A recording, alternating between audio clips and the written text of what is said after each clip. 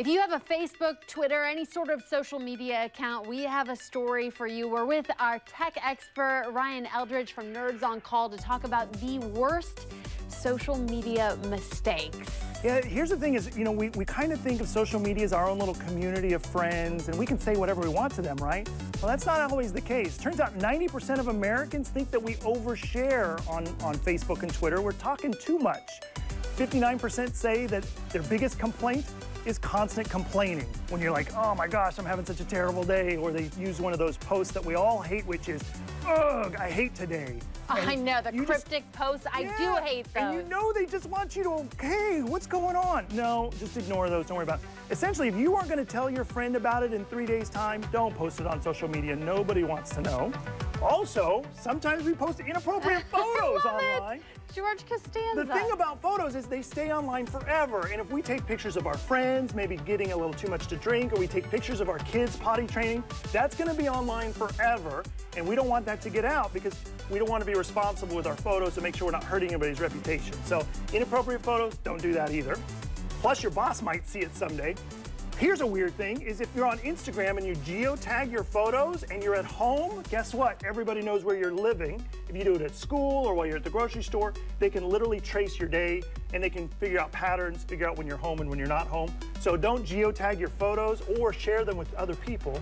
When you're on Facebook, you might want to consider editing your profile and your security settings. The default is to share with friends of friends. So if a friend posts something on your page or shares your post or comments on your post, other friends can see it. And you might think that's okay, but Joe, who's your best friend, he has that sketchy friend Jeff, and you don't want him seeing some of those things. So totally. Imagine if you go on vacation and you're posting to everybody, hey guys, I'm going to Hawaii, this is gonna be awesome. Some people post their itineraries, their tickets, and things like that on Facebook, and if their settings aren't set correctly, guess who gets to see that you're gonna be home? Jeff needs a new Xbox, and if you're not home, he might go get yours. So don't share when you're going on vacation. Wait until after, or make sure your settings are set to only friends of friends.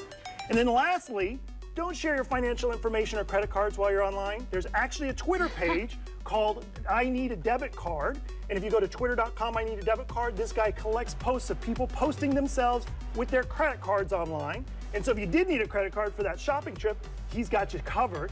But don't do it. I did not know this one. And people will post like they bank, where they bank and things like that, and that just gives hackers a heads up of where to start when they want to attack you.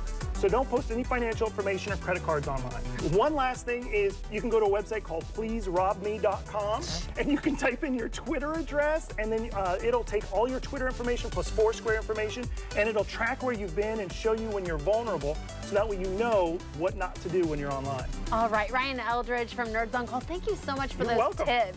And we have a link to the Nerds on Call website on our website, kptv.com/moregdo.